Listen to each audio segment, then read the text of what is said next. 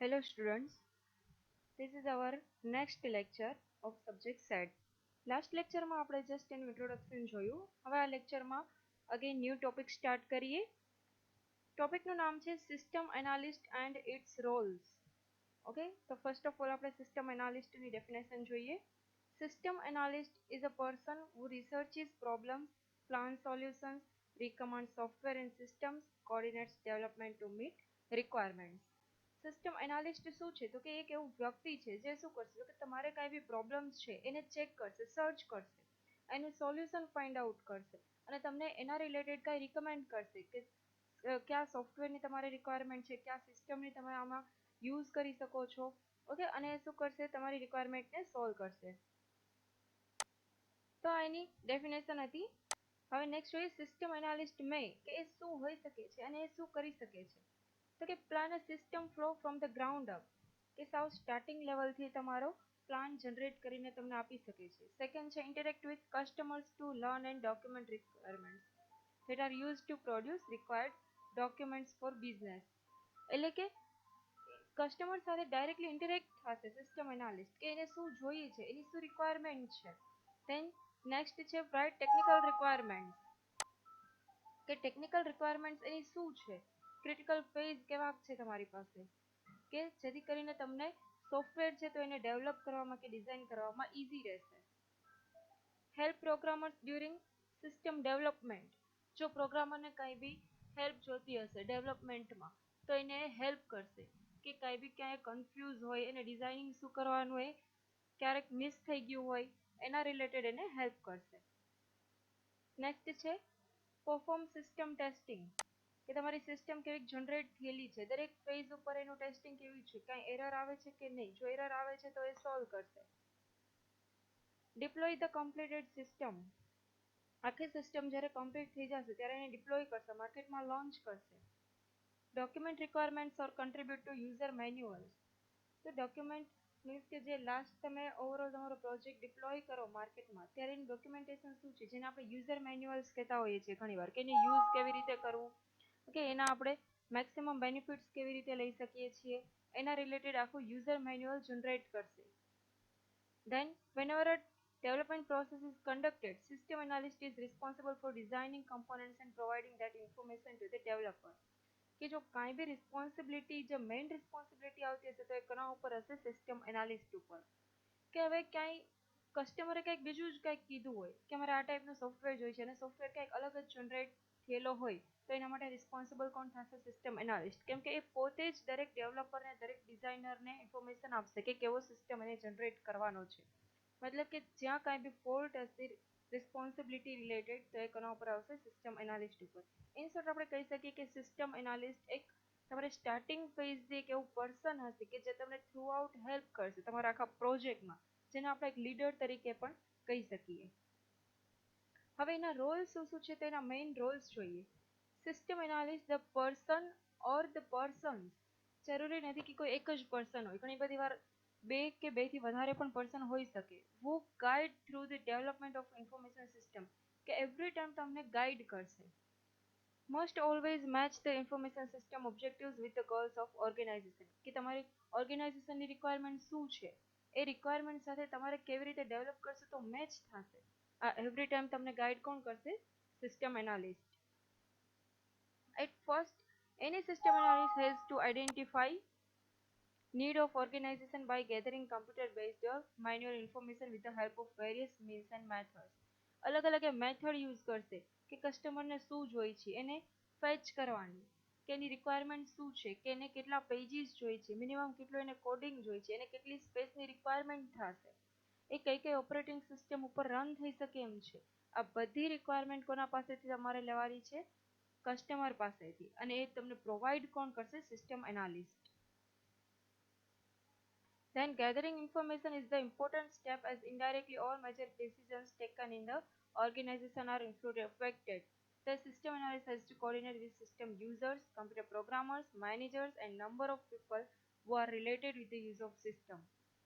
કે system analyst છે એને કોની સાથે કમ્યુનિકેશન કરવાનું રહેશે તો કે સિસ્ટમ યુઝર, સિસ્ટમને કેટલા પર્સન યુઝ કરે છે, એના યુઝર્સ કેટલા છે, કમ્પ્યુટર પ્રોગ્રામર્સ, કોને એ સિસ્ટમને ડિઝાઇન કરેલી છે, મેનેજર કોણ છે આખા કંપનીનો, કે જેને સોફ્ટવેર બનાવેલો છે એનો પોતાનો ઓનર કોણ છે, and people who are related with the use of system, કે એવા ઘણા બધા પીપલ કે જે એની સાથે ડાયરેક્ટલી કે ઇનડાયરેક્ટલી કનેક્ટેડ હોય. તો આ બધા પર્સન સાથે કમ્યુનિકેશન કોને કરવાનું રહેશે? System analyst. હવે Rolls of system analyst.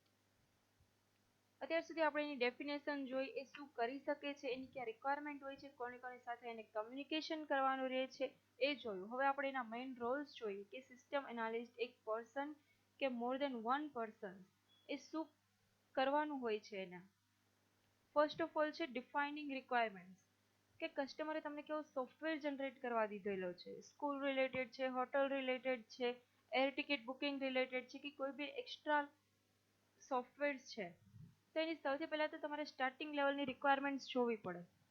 Basic step for any system analysis to understand the requirements of user with the help of various fact finding techniques. આ ક્વેશ્ચન છે ફેક્ટ ફાઇન્ડિંગ ટેકનિક્સ. નેક્સ્ટમાં આપણે ડિટેલમાં Joshi fact finding techniques કોને કહીશું, કે જેને આપણે software આપવાનો છે એને કેવી કેવી રિક્વાયરમેન્ટ્સ રાખેલી છે, તો એને આપણે જે ગેધર કરીએ એને કહેવાશે ફેક્ટ ફાઇન્ડિંગ ટેકનિક્સ. તેના થ્રુ આપણે એને લેવી છે. સપોઝ કે મારે કોઈ એક સોફ્ટવેર બનાવવા છે, કોલેજ રિલેટેડ સોફ્ટવેર, તો મારે સૌથી પહેલા તો એના જે ઓનર છે કોલેજના એને મારે પૂછવું પડે કે તમારે કેટલા ડિપાર્ટમેન્ટ છે, BCA, BBA કે કોઈ માસ્ટર ડિગ્રી છે, એમાં તમારે કયા કયા ઓપ્શન્સ દેવાના છે, કે ઓનલાઈન ફોર્મ ફિલ કરી શકે, ઓનલાઈન સ્ટડી કરી શકે, ઓનલાઈન એક્ઝામ આપી શકે, કેટલા કેટલા ઓપ્શન્સ તમારે રાખવાના છે. એ દરેક ડિપાર્ટમેન્ટમાં કેટલા કેટલા સબ્જેક્ટ છે, કેટલા ફેકલ્ટીઝ છે, કેટલા સ્ટુડન્ટ્સ છે, આ બધું શું થયું તો એક રિક્વાયરમેન્ટ છે. આ બધો ડેટા તમે જે લ્યો છો કસ્ટમર પાસેથી, એથી તમારી ફેક્ટ ફાઇન્ડિંગ. ઓકે, હવે એને તમે કેવી રીતે લ્યો છો? સપોઝ કે તમે એનો ડાયરેક્ટલી કસ્ટમરનો ઇન્ટરવ્યૂ લઈને લ્યો છો, તમે એને ક્વેશ્ચન આન્સરનું એક પ્રિન્ટ આઉટ કાઢેલું પેપર આપો છો ને એના થ્રુ લ્યો છો. ઓકે, તો આ છે ફેક્ટ ફાઇન્ડિંગ ટેકનિક્સ. ત્યાં તમને ઘણી બધી આપેલી છે કે ક્વેશ્ચનરી કરીને લ્યો છો, ઇન્ટરવ્યુથી લ્યો છો. તો ગમે એમ કરીને તમારે સૌથી પહેલા સ્ટાર્ટિંગ ફેઝ ઉપર કસ્ટમર પાસેથી રિક્વાયરમેન્ટ લઈ લેવાની. આ રિક્વાયરમેન્ટ કોણ લેશે? System analyst. સેકન્ડ છે પ્રાયોરિટાઇઝિંગ રિક્વાયરમેન્ટ. તમે સપોઝ નંબર ઓફ રિક્વાયરમેન્ટ્સ લઈ લીધેલી છે, હવે એમાંથી તમારે ફિલ્ટર કરવાની કે કઈ રિક્વાયરમેન્ટ ની વધારેમાં વધારે જરૂર છે. ઓકે, એને તમારે પહેલા સોલ્વ કરી લેવાની. હવે નેક્સ્ટ લેવલમાં કે એની પ્રાયોરિટી કોની ઓછી છે, કે સપોઝ તમારે સ્ટુડન્ટ છે ફર્સ્ટ પ્રાયોરિટી ઉપર છે, સ્ટુડન્ટના પેરેન્ટ્સ છે એ સેકન્ડ પ્રાયોરિટી ઉપર છે, તો તમારે સ્ટુડન્ટનો ડેટા બધો રાખવો એ તમારી ફર્સ્ટ પ્રાયોરિટી છે. ઓકે, તો આ જેટલી રિક્વાયરમેન્ટ્સ તમે લીધેલી છે એને પ્રાયોરિટાઇઝ કરવાની.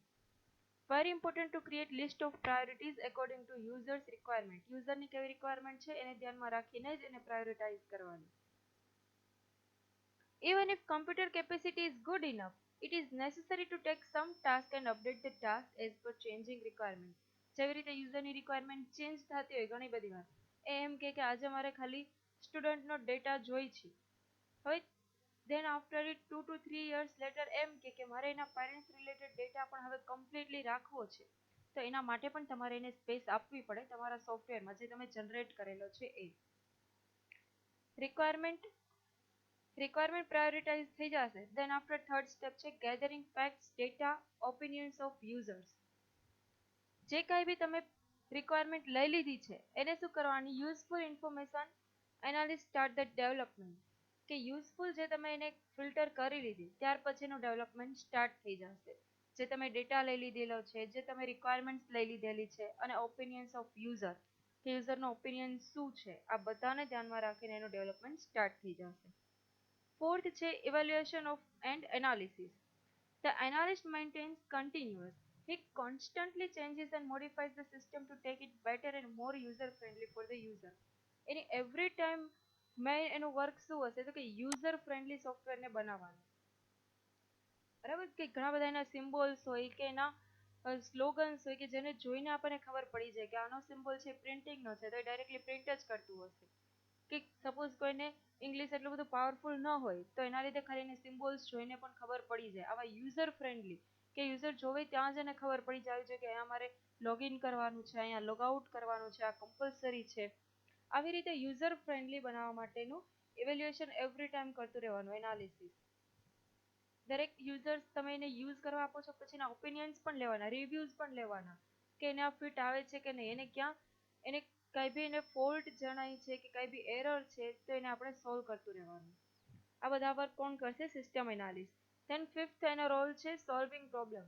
જો કઈ બી પ્રોબ્લેમ આવે શેના related, alternate solution two management with some flexibility which helps manager to pick the system which provide the best solution.